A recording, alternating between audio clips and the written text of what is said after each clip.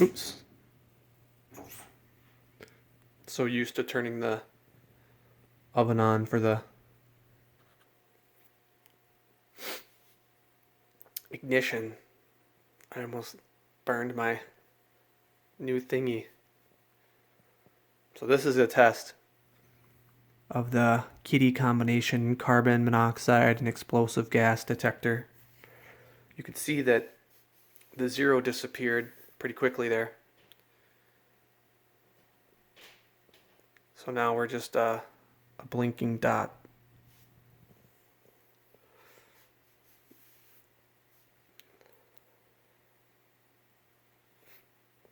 We're going to see how long. Ooh, this does not smell good.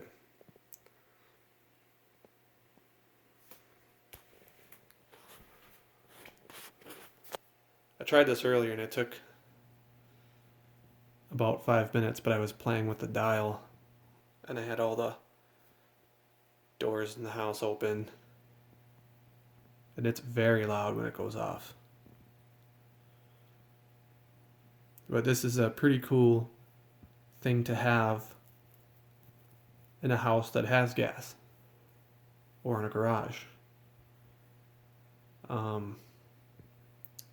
I don't know how sensitive it would be with fuel vapor from the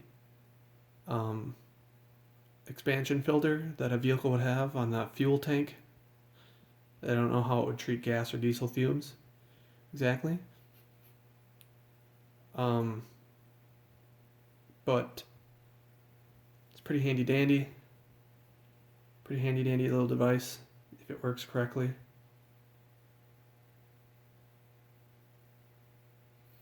My guess is it's going to go off pretty quick.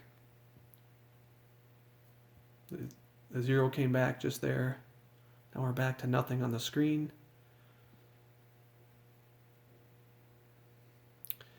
Keep in mind that, propane and natural gas are different gases. They're not the same. One will rise and one will fall. So depending on where you place this, especially if it's in a stagnant room, it may or may not work for the gas that you have in your home. I can't remember if I think natural gas rises. And I can't remember. I know that propane has more BTU.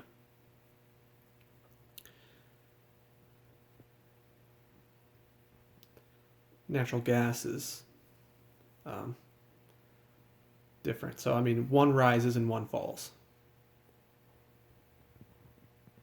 And if I can not blow up my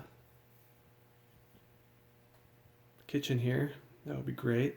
Got all the lights on. Got gas flowing on the medium setting. Now, you would think we're 3.5 almost minutes into this thing.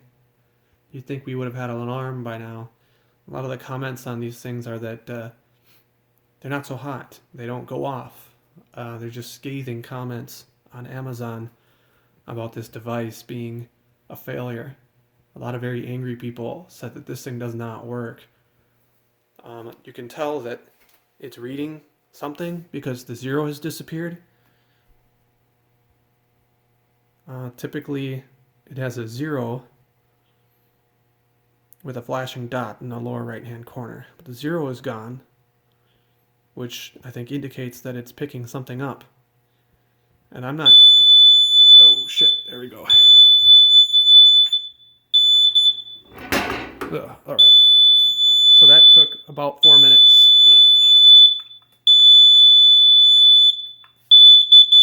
And this is, I would say, okay, so it says 225, which I assume is 225 parts per million. Let's just put this back next to the tahini. You should always have a thing of tahini handy. The 21st century, you have squeezable tahini. I can't remember what I was saying when that went off, but I think it was that monoxide alarms will not alarm simply because there is monoxide in the ambient environment that the sensor is placed. It takes a while. And I believe I had a Kitty or First Alert monoxide detector here before, and actually a piece of there was a seal here. A piece of that seal somehow broke off and fell down into the broiler. And what happened then was it burned, and when it burned very dirty. It made an awful smell. I couldn't figure it out. I couldn't figure out why it was happening. I looked all over, but it was just hanging down just slightly like this, so it was really hard to see. And what had happened was the sensor would go off and it would start to sound an alarm at 30 parts per million. And you have to look it up. I don't know the table off the top of my head, but it has to be at 30 parts per million for a period of time, or it has to be at so many parts per million for a certain length of time before it will sound, because there's always going to be monoxide in the air. So it's not just going to sound as soon as you plug it into the wall. It has to get to a level that is considered dangerous over a period of time. And I'm not quoting the Bible here, but I'd say it's like 30 parts per million for like 30 minutes, and then it'll go off or something like that. So you catch the drift. And I'm not exactly sure if that's the way this is in regards to explosive gas. Now, the zero did disappear, and we went from having no zero and just the flashing dot,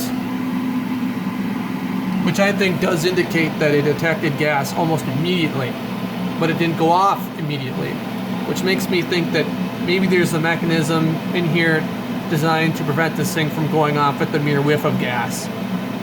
Maybe it will only go off after 4 minutes of detecting gas or something like that, or the parts per million have to be at a certain point.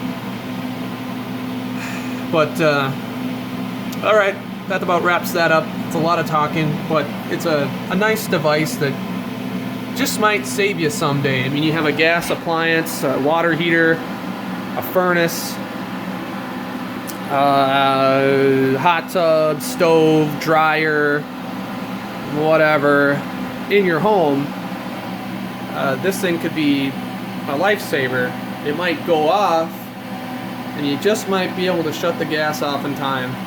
Now, that's a particularly rare case indeed, but it's there. You now have that chance if you have one of these things. And it's not much more than the regular carbon monoxide alarm. It's a little bit more expensive, but I'd say, you know, for the extra few bucks, it's more bang for your buck. So I would recommend having one, at least in your utility room, maybe one in your garage, and one in your wherever your furnace and your water heater and dryer are all stationed. And hopefully they're all in the same room. You know, a lot of basements, everything's in a different room or something like that. But there it is. That's what I have to say about that.